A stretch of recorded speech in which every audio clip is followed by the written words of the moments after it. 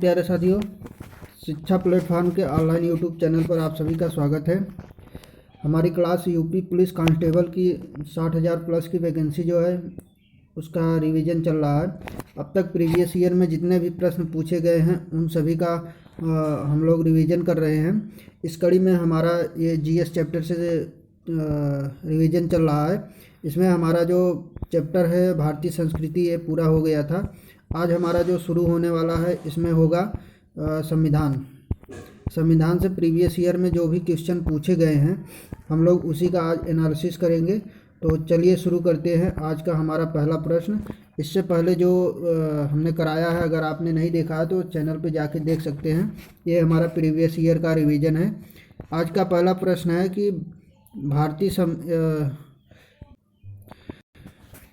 पहला प्रश्न हमारा हो जाएगा 24 जनवरी 1950 को संविधान सभा के 284 सदस्यों ने निम्नलिखित संविधान पर हस्ताक्षर किए जिनमें से महिलाएं शामिल थीं।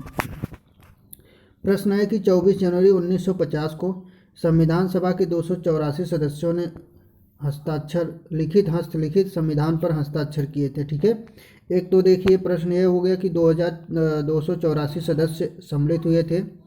24 जनवरी 1950 को संविधान सभा में हस्तलिखित हमारा संविधान है, इस पर हस्ताक्षर हुए थे जिनमें से महिलाओं की संख्या पूछ रहा है। तो महिलाओं की संख्या देखिए ऑप्शन सी हमारा सही हो जाएगा। 15 महिलाएं थी। देखिए हम यूपी कांस्टेबल में जो भी प्रीवियस ईयर के प्रश्न हैं उन सभी का एनालिसिस कर रहे हैं, चाहे वह यूपी कांस्टेबल में हो, चाहे मिनिस्ट्रियल में हो, चाहे एसआई में हो, चाहे जिसमें भी आया है सभी का हम लोग देखेंगे कि प्रश्न कैसे पूछ रहा है और कहाँ से पूछ रहा है और इसी के आधार पर अपना तैयारी करेंगे। ठीक है, तो देखिए 24 जनवरी 1950 को संविधान सभा की अंतिम बैठक हुई थी जिसमें संविधान सभा द्वारा डॉक्टर राजेंद्र प्रसाद को स्वतंत्र भारत का प्रथम राष्ट्रपति चुना गया था। ठीक है, और संविधान सभा की इस बैठक में 284 सदस्यों ने भाग लिया था जिसमें से 15 महिला सदस्य थी। कितनी महिलाएं थी? 15 महिलाएं।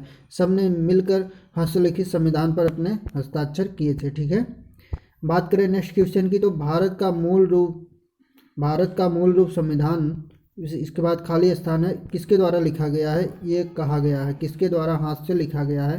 तो देखिए इसको जो हाथ से लिखने का कार्य है वो ऑप्शन सी हो जाएगा, प्रेम बिहारी नारायण राजदार। ठीक है, ऑप्शन सी हमारा बिल्कुल सही हो जाएगा। बात करें नेक्स्ट, देखिए नेक्स्ट क्वेश्चन की तो हमारा अगला प्रश्न हो जाएगा कि संविधान सभा से जुड़ी निम्नलिखित घटनाओं को उनके कालक्रम के अनुसार लिखे गए सबसे पहले घटित घटना शुरू करके सबसे अंत तक घटित घटना कौन सी है। ठीक है, प्रश्न कह रहा है कि संविधान सभा से जुड़ी निम्नलिखित घटनाओं में उनके कालक्रम के अनुसार लिखना है, मतलब सबसे पहले कौन सी घटना घटी हुई थी और सबसे अंत में कौन सी घटना घटित हुई थी। ठीक है, तो देखिए इसका सही उत्तर क्या हो जाएगा।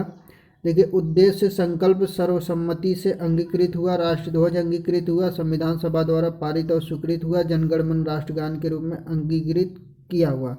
तो सबसे पहले कौन सा आ जाएगा? तो देखिए पहला हो जाएगा हमारा उस उद्देश्य संकल्प सर्वसम्मति से अंगीकृत हुआ। ठीक है, उद्देश्य संकल्प जो है वह सर्वसम्मति, ये सही है। इसके बाद दूसरा हो जाएगा राष्ट्रध्वज अंगीकृत किया गया था। ठीक है, संविधान सभा द्वारा पारित और स्वीकृत हुआ था। और इसके बाद जनगण मन को राष्ट्रगान 1950 में स्वीकृत हुई थी। ठीक है, तो देखिए इन सभी का कालक्रम अगर देखना है तो देखिए उद्देश्य संकल्प जो सर्वसम्मति से अंगीकृत हुआ था या 22 जनवरी 1947 को हुआ था। इसके बाद राष्ट्रध्वज अंगीकृत हुआ तो 22 जुलाई 1947 को हुआ था। संविधान सभा द्वारा पारित हुआ तो ये 26 नवंबर 1949 को। ठीक है, और इसके बाद लास्ट 24 जनवरी 1950 को हमारा जनगण मन राष्ट्रगान के रूप में अंगीकृत किया गया।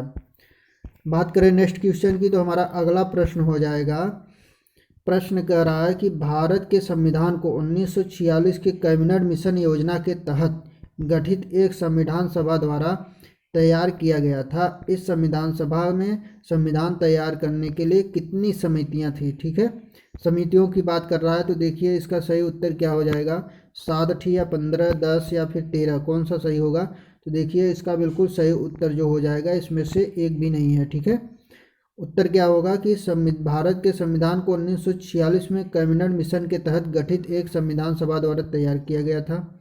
इस संविधान सभा में संविधान तैयार करने के लिए 21 समितियां, टोटल कितनी थी? 21। इस ऑप्शन में 21 कहीं भी नहीं है, तो इसलिए हमारा ऑप्शन क्या होगा? इनमें से कोई नहीं होगा। 21 समितियां थी, जिनमें से 13 छोटी समितियां और 8 बड़ी समितियां थी। ठीक है, अगर छोटी बड़ी कहता तो एक बार हो सकता था 13, लेकिन इसमें कहा नहीं है, तो टोटल कितना है? 21 है। 13 छोटी थी और बड़ी 8 समितियां थी। बात करें नेक्स्ट क्वेश्चन की, तो 9 दिसंबर 1946 को नई दिल्ली में संविधान सभा की पहली बैठक संविधान सभागृह में हुई, जिसे अब किस नाम से जाना जाता है? ठीक है, उसे अब किस नाम से जाना जाता है? तो इसका सही उत्तर बताइए क्या होगा? सही उत्तर की बात करें इसका, तो सही हो जाएगा संसद भवन का केंद्रीय कक्ष। ऑप्शन ए हमारा बिल्कुल सही हो जाएगा। उसे संसद भवन का केंद्रीय कक्ष के नाम से अब जाना जाता है, जिसमें 9 दिसंबर 1946 को दिल्ली में संविधान सभा की पहली बैठक हुई थी। बात करें नेक्स्ट की, तो अगला हमारा प्रश्न हो जाएगा।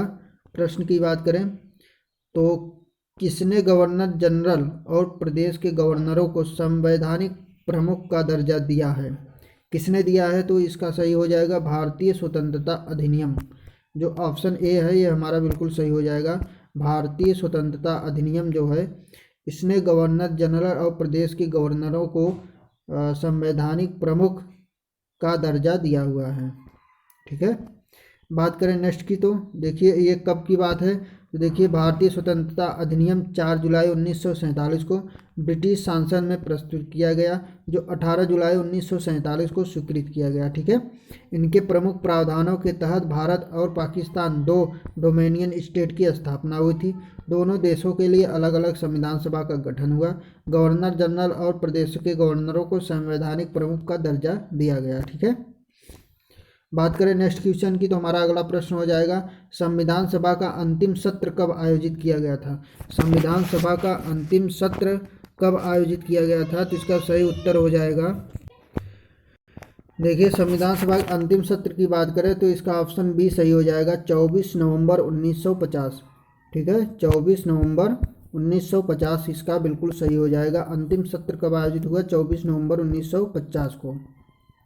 ठीक है, देख लीजिए एक नज़र में इसको किस तरह से। तो 14 नवंबर 1949 को संविधान सभा में डॉक्टर भीमराव अंबेडकर जी द्वारा the constitution and settled by the assembly be passed प्रस्ताव पेश किया गया। संविधान के प्रारूप पर पेश इस प्रस्ताव को 26 नवंबर 1949 को पारित कर दिया गया। 24 जनवरी 1950 को संविधान सभा की अंतिम बैठक। ठीक है, अंतिम बैठक की बात करें तो अंतिम बैठक 24 जनवरी 1950, ठीक है, को अंतिम बैठक हुई। इसके बाद संविधान सभा में 26 जनवरी 1950 को से 1951-52 के लिए आम चुनाव बनाने की नई संसद के निर्माण के तहत भारत के अंतरिम सांसद के रूप में काम किया गया। तो इसका सही उत्तर हो जाएगा ऑप्शन बी, 24 जनवरी 1950। बात करें हमारे नेक्स्ट क्वेश्चन की, तो निम्नलिखित में से कौन सा भारत के संविधान के बारे में सही है? भारत के संविधान के बारे में कौन सा सही है? अगर इसे देखना हो तो कौन सा सही हो जाएगा? देखिए यह दुनिया में किसी भी संप्रभु देश का सबसे लंबा संविधान है। ठीक है, इसके बाद क्या है? संसद संविधान को निरस्त कर सकती है, ये गलत है। यह संसदीय सर्वोच्चता प्रदान करता है, संवैधानिक सर्वोच्चता नहीं। तो क्या सही हो जाएगा? तो इसका ऑप्शन ए हमारा बिल्कुल सही हो जाएगा। ऑप्शन ए की अगर बात करें हम, तो देखिए ऑप्शन ए हमारा बिल्कुल सही हो जाएगा। यह दुनिया का सबसे लंबा लिखित संविधान है। बात करें नेक्स्ट क्वेश्चन की, तो खाली स्थान दिया हुआ है कि किसने पहली बार देश में प्रत्यक्ष चुनाव की शुरुआत की, जिसके द्वारा कुछ सीमित लोगों को उनकी संपत्ति, कर अथवा शिक्षा के आधार पर मताधिकार दिया गया। तो कौन सी पहली बार प्रत्यक्ष चुनाव की गई जिसके द्वारा सीमित लोगों को उनकी संपत्ति अथवा कर, शिक्षा के आधार पर मताधिकार दिया गया? तो इसका सही उत्तर क्या हो जाएगा? तो देखिए सही उत्तर की बात करें तो इसका सही उत्तर हो जाएगा ऑप्शन डी, भारत शासन अधिनियम 1919। भारत शासन अधिनियम 1919 के तहत। ठीक है, देखिए किस प्रकार से ये शुरू हुआ था। तो भारत शासन अधिनियम 1919, ठीक है। भारत सरकार शासन अधिनियम 1919 मॉन्टेग्यू चेम्सफोर्ड सुधार के नाम से भी जाना जाता है। किस नाम से जाना जाता है? तो मॉन्टेग्यू चेम्स सुधार फोर्ड के नाम से भी जाना जाता है। इस अधिनियम के द्वारा देश में पहली बार प्रत्यक्ष चुनाव की शुरुआत हुई। किसके द्वारा? इसी के द्वारा, भारत शासन अधिनियम 1919, जिसको मॉन्टेग्यू चेम्सफोर्ड सुधार के नाम से जाना जाता है। इस अधिनियम के द्वारा कुछ सीमित लोगों को उनकी संपत्ति, कर या शिक्षा के आधार पर मताधिकार दिया गया, ठीक है। अब कौन कौन से थे देखिए, उनकी बात कर ली जाए तो केंद्र सरकार द्वारा द्विसदनात्मक विधायिका का गठन। इस अधिनियम के कुछ महत्वपूर्ण विशेषता, जो भारत शासन अधिनियम 1919 था, इसकी कुछ विशेषताएं थी। कौन कौन सी थे देखिए तो पहला हमारा है केंद्र के द्विसदनात्मक विधायिका का गठन। दूसरा, प्रांतों में द्वैध शासन प्रणाली की शुरुआत। तीसरा, लोक सेवा आयोग का गठन। सांप्रदायिक आधार पर सिखों, ईसाइयों, आंग्ल व भारतीयों, यूरोपियों के लिए पृथक निर्वाचन, अलग से निर्वाचन की व्यवस्था की गई। पांचवा, संवैधानिक आयोग का गठन। और छठा हमारा है केंद्रीय विधानसभा में वायसराय के अध्यादेश जारी करने की शक्ति। तो इस तरह से हमारे 6 इसके मुख्य विशेषताएं थी। बात करें नेक्स्ट क्वेश्चन की, तो हमारा अगला प्रश्न हो जाएगा, निम्न में से कौन सा संविधान सभा के बारे में सही नहीं, अर्थात कौन सा गलत है, ये पूछ रहा है कि कौन सा निम्न में से गलत है। तो देखिए, संविधान सभा का मसौदा तैयार करने के लिए संविधान सभा का एकमात्र कार्य, ठीक है। फिर देखते हैं अगला, एक बार जब संविधान अस्तित्व में आता है तो संविधान सभा भंग कर दी जाती है। इसके बाद 2 ऑप्शन और हैं, उसको देख लेते हैं। तो देखिए, इसका सही उत्तर की बात की जाए तो सही उत्तर हमारा ऑप्शन सी हो जाएगा। ऑप्शन सी, केवल बी हमारा सही था। जब आया था संविधान तो उसको भंग कर दिया गया था। कब किया गया था? तो देखिए, इसकी बात करें तो कैबिनेट मिशन के तहत 9 दिसंबर 1946 को एक संविधान सभा का गठन किया गया। इसका मुख्य कार्य संविधान सभा का मसौदा तैयार करना था, किंतु इसके अतिरिक्त इसने कुछ अन्य कार्य भी किए, जैसे अधिनियम कानून को निर्माण लेने की प्रक्रिया में शामिल किया गया। इसने मई 1949 को ब्रिटिश राष्ट्रमंडल में भारत की सदस्यता को स्वीकार कर मंजूरी दे दी, ठीक है। इसके द्वारा राष्ट्रगान, राष्ट्रगीत और राष्ट्रध्वज को अपनाया गया।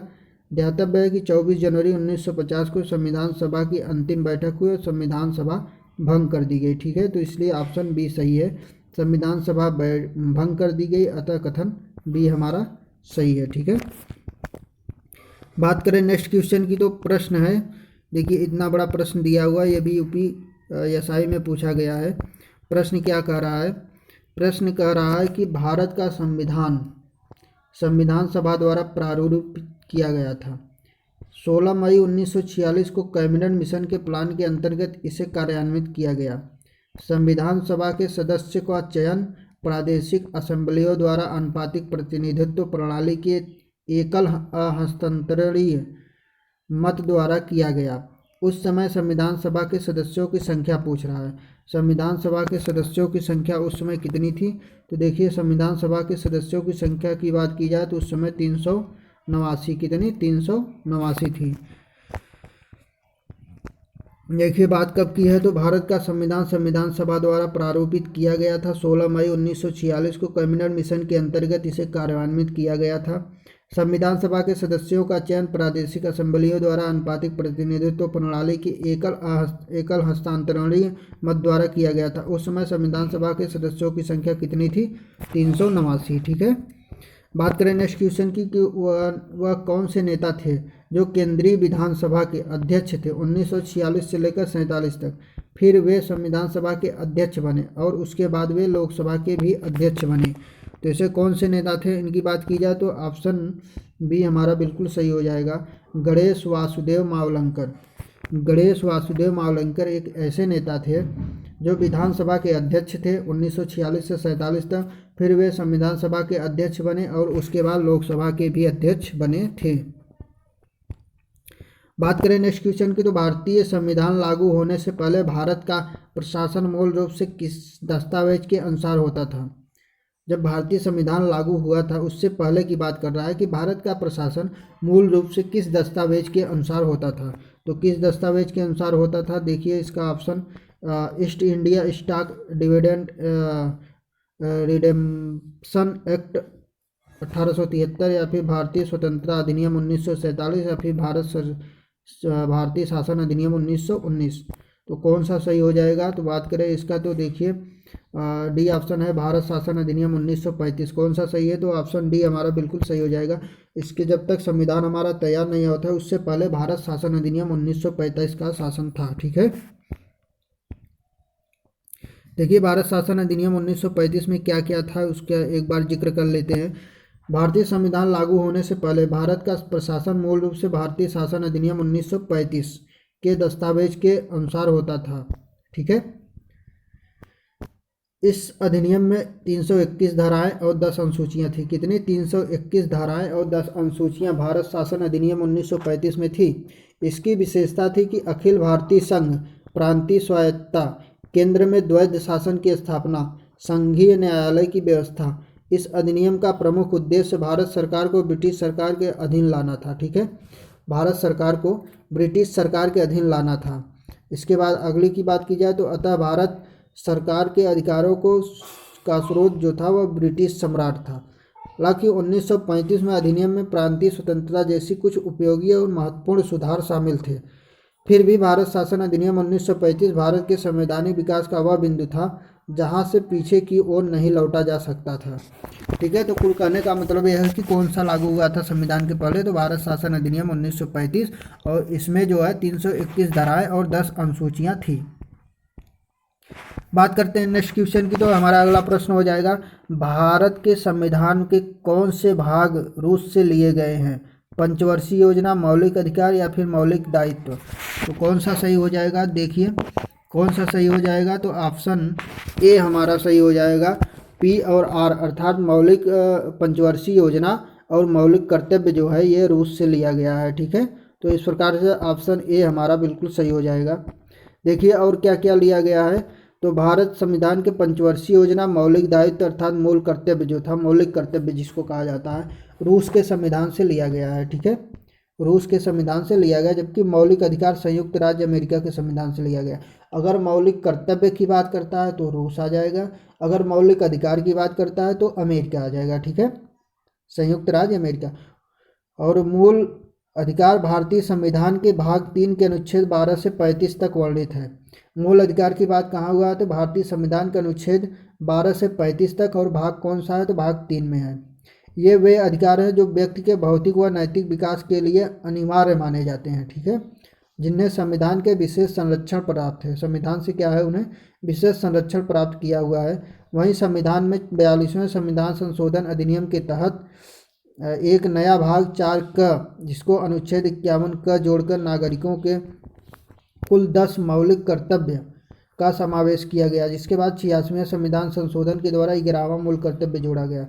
अर्थात 10 मौलिक कर्तव्य की बात करें तो भाग 4 क में अनुच्छेद 51 को जोड़कर बनाया गया है। ठीक है, और ये कब हुआ था? तो 42वां संविधान संशोधन 42वां संविधान संशोधन के तहत किया गया था। जब 86वां संविधान संशोधन हुआ था तो उस समय 11वां मूल कर्तव्य जोड़ा गया था। ठीक है, बात करें नेक्स्ट क्वेश्चन की, तो मूल हस्तलिखित भारतीय संविधान के प्रत्येक पृष्ठ को किसके कलाकारों द्वारा निखारा गया और सजाया गया था? तो देखिए इसकी अगर बात की जाए तो कौन सा था? तो ऑप्शन डी हमारा सही हो जाएगा, शांति निकेतन। ठीक है, शांति निकेतन के द्वारा सजाया गया था। देखिए इसमें क्या क्या हुआ था, तो मूल हस्तलिखित भारतीय संविधान के प्रत्येक पृष्ठ को शांति निकेतन के कलाकारों द्वारा निखारा और सजाया गया था। ठीक है, विख्यात चित्रकार नंदलाल बोस ने, किसने? नंदलाल बोस ने यह पूछा हुआ था। भारतीय संविधान की मूल प्रति को अपने चित्रों से सजाया था। 221 पेज के इस दस्तावेज के हर पन्ने पर तो चित्र बनाना संभव नहीं था, इसलिए नंदलाल जी ने संविधान के हर भाग की शुरुआत में 8 से 12 चित्र बनाए हैं। ठीक है, प्रश्न अगला है कि निम्न में से कौन सा संविधान सभा द्वारा नहीं किया गया था? इसने राष्ट्रमंडल में भारत की सदस्यता का अनुमोदन किया। और अगला हमारा हो जाएगा ऑप्शन, इसने राष्ट्रगान और राष्ट्रगीत को अंगीकृत किया। नेक्स्ट है, इसने देश के प्रथम प्रधानमंत्री के रूप में जवाहरलाल नेहरू को चुना। इसने राष्ट्रीय ध्वज को अंगीकृत किया। कौन सा सही नहीं है? तो ऑप्शन सी हमारा बिल्कुल सही हो जाएगा। ये जो है इसने नहीं किया था। ठीक है, बात कब की है? तो देखिए, संविधान सभा द्वारा संविधान का निर्माण के अतिरिक्त निम्न कार्य किए गए थे, जैसे मई 1949 में राष्ट्रमंडल में भारत की सदस्यता का सत्यापन, ये सही था। 22 जुलाई 1947 को राष्ट्रीय ध्वज अपनाया गया, ये भी ठीक। 24 जनवरी 1950 को राष्ट्रगान अपनाया गया, ये भी ठीक। 24 जनवरी 1950 को राजेंद्र प्रसाद को राष्ट्रपति चुना गया। और बात करें ये जवाहरलाल नेहरू को, तो भारतीय जनता द्वारा प्रधानमंत्री चुना गया था। ठीक है, संविधान द्वारा नहीं चुना गया था, इसलिए ऑप्शन सी हमारा सही हो जाएगा। बात करें नेक्स्ट क्वेश्चन की, तो भारत और बांग्लादेश क्या कर रहा है? भारत और बांग्लादेश के बीच भूमि सीमा समझौता जो है LVAG पर हस्ताक्षर होने के बाद बांग्लादेश के साथ कुछ विशेष अंतः क्षेत्रों की अदला बदली करने तथा अंतः क्षेत्र के निवासियों को नागरिकता देने के लिए संविधान की किस सूची में संशोधन की आवश्यकता है? अर्थात जब बांग्लादेश में के बीच समझौता हुआ था तो किस सूची में है? तो देखिए, इसका ऑप्शन सी हमारा सही हो जाएगा, पहली अनुसूची में है। ठीक है, किस में है? तो पहली में। पहली की बात की जाए, इसके सही उत्तर हो जाएगा पहली, ऑप्शन सी। देखिए किस प्रकार से है, तो भारतीय संविधान की प्रथम अनुसूची में भारतीय संघ के राज्यों और संघ शासित क्षेत्रों का उल्लेख है। अतः यदि भारत एवं बांग्लादेश के मध्य अंतः क्षेत्रों की अदला बदली के लिए समझौता को लागू किया जाता है तो प्रथम अनुसूची में संशोधन की आवश्यकता होगी। ठीक है, वर्तमान में भारतीय संविधान का 6वां संविधान संशोधन अधिनियम इसी विषय से संबंधित है, जो वर्ष 2015 में पारित हुआ था। बात करें नेक्स्ट क्वेश्चन की, तो खाली स्थान भारत के संविधान का संप्रदाय संसद नए राज्यों को बनाने और बदलने के कानून, सीमाओं या फिर मौजूदा कानून के नाम से उपयुक्त कानून कौन सा बना है? ठीक है,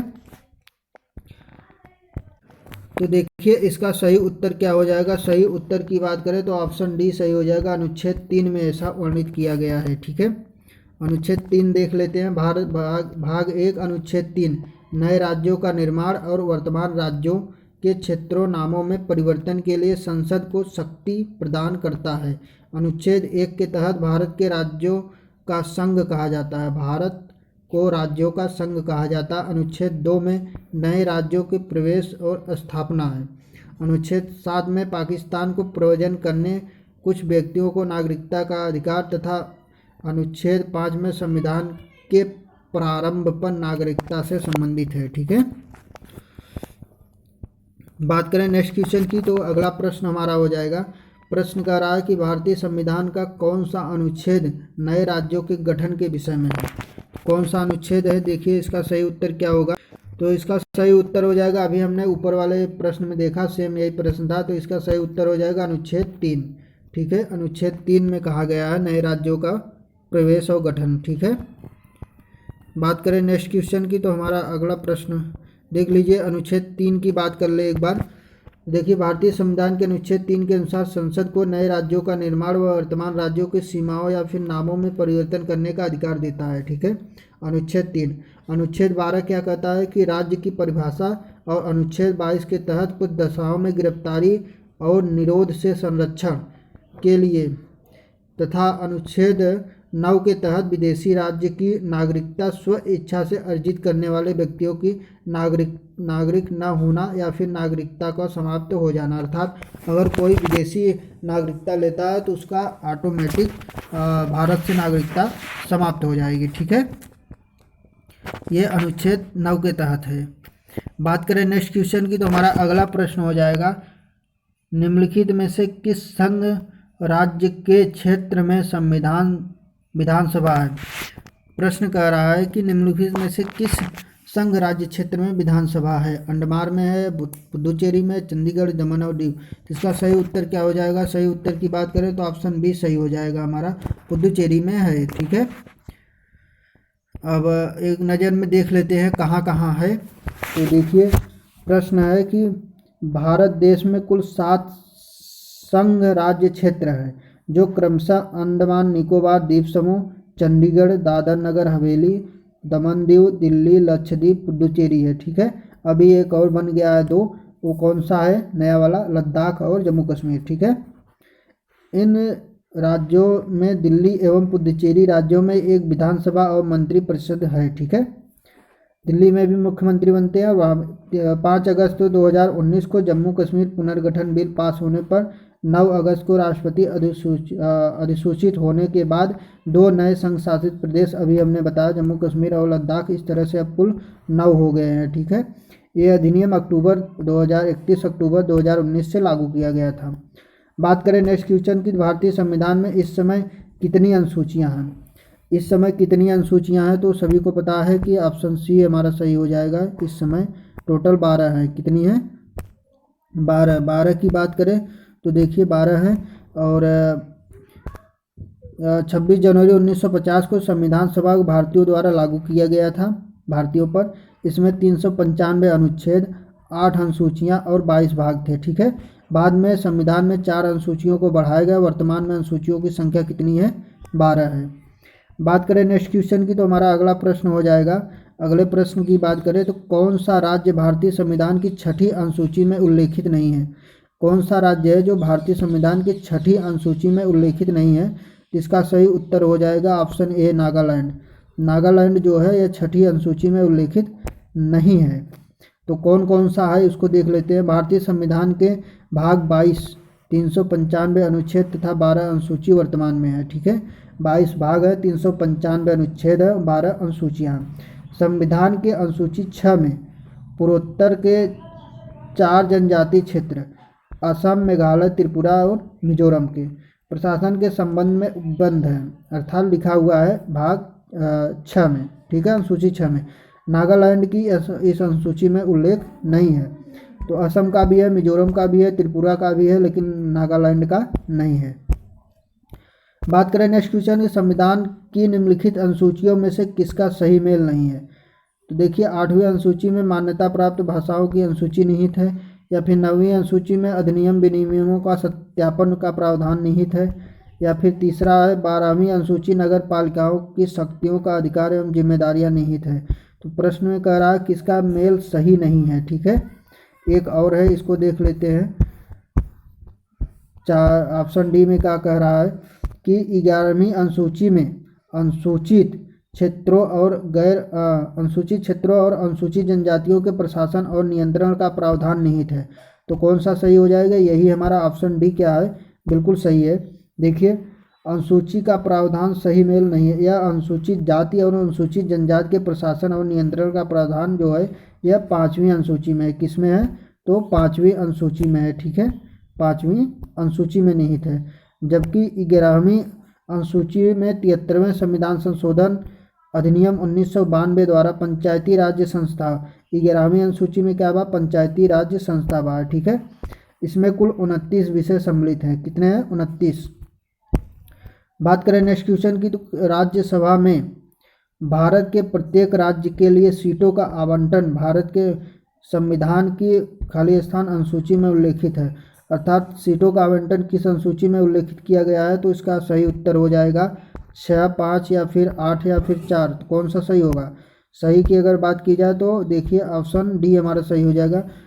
राज्यसभा में भारत के प्रत्येक राज्य के लिए सीटों का जो बंटवारा होता है भारत के संविधान की 4थी अनुसूची में उल्लेखित किया गया है। ठीक है, किसमें है? 4थी में। देखिए राज्यसभा में भारत के प्रत्येक सीटों के आवंटन के उल्लेख भारतीय संविधान की 4थी अनुसूची में है। ठीक है, 6वीं अनुसूची की बात की जाए तो असम, मेघालय, त्रिपुरा, मिजोरम और राज्य के जनजातीय क्षेत्र प्रशासन का नियंत्रण अभी हमने देखा, इसमें नागालैंड नहीं था। बात करें 5वीं अनुसूची को, तो इसमें विभिन्न अनुसूचित क्षेत्रों, अनुसूचित जनजातियों के प्रशासन एवं नियंत्रण के बारे में है। 8वीं अनुसूची में 22 भाषाओं का उल्लेख किया गया है। ठीक है, तो हमारा ऑप्शन कौन सा सही हो जाएगा? 4थी अनुसूची। 4थी अनुसूची में क्या है? 4थी अनुसूची हमारा जो है इसमें राज्य के सीटों का आवंटन बंटवारा किया गया है। बात करें नेक्स्ट की, तो निम्नलिखित में से कौन सी भाषा संविधान रचना के समय 8वीं अनुसूची में उल्लेखित थी? कौन सी थी? तो ठीक है, कौन सी थी? तो देखिए कश्मीरी जो है यह उस समय थी। बाकी कोंकणी, सिंधी, बोडो ये सब बाद में जोड़ा गया। कब कब जोड़ा गया इसको भी देख लेते हैं। देखिए, भारत संविधान रचना के समय 8 अनुसूची में कश्मीरी भाषा का उल्लेख किया गया था। 21वें संविधान संशोधन अधिनियम 1967 में सिंधी जोड़ा गया था। ठीक है, सिंधी कब जोड़ा गया था? तो 21वां संविधान संशोधन 1967 में। बात करें 92वां संविधान संशोधन 2003 के तहत मैथिली, संथाली, डोंगो और बोडो, ठीक है, शामिल किया गया था। इसको क्या कहते हैं? इसको पढ़ा जाता है बोड मास। ठीक है, देखिए बोडो, डोंगरी और मैथिली और संथाली। ठीक है, तो इस तरह से कश्मीरी भाषा हमारा सही उत्तर हो जाएगा। बात करें नेक्स्ट क्वेश्चन की, तो राज्य और केंद्र शासित प्रदेश की सूची में भारत के संविधान की किस अनुसूची में उल्लिखित है? राज्य और केंद्र शासित प्रदेश की सूची भारत के संविधान के किस अनुच्छेद में अनुसूचित है? तो देखिए, इसका सही उत्तर क्या हो जाएगा? तो इसका सही उत्तर हो जाएगा ऑप्शन डी। ऑप्शन डी हमारा सही हो जाएगा। पहली, राज्य और केंद्र शासित प्रदेश की सूची भारत के संविधान के चौथी अनुसूची में उल्लेखित है। ठीक है, बात करें नेक्स्ट क्वेश्चन की, तो प्रश्न है शपथ और अभिपुष्टि के रूप में भारत के संविधान को किस अनुसूची में उल्लेखित किया गया है? शपथ की बात कर रहा है, तो देखिए शपथ किस में है? तो इसका सही उत्तर क्या होगा? तो इसका सही उत्तर आप लोग कमेंट बॉक्स में हमें ज़रूर बताइएगा। और आज का सेशन यहीं पे समाप्त होता है। मिलते हैं नेक्स्ट वीडियो में, तब तक के लिए जय हिंद।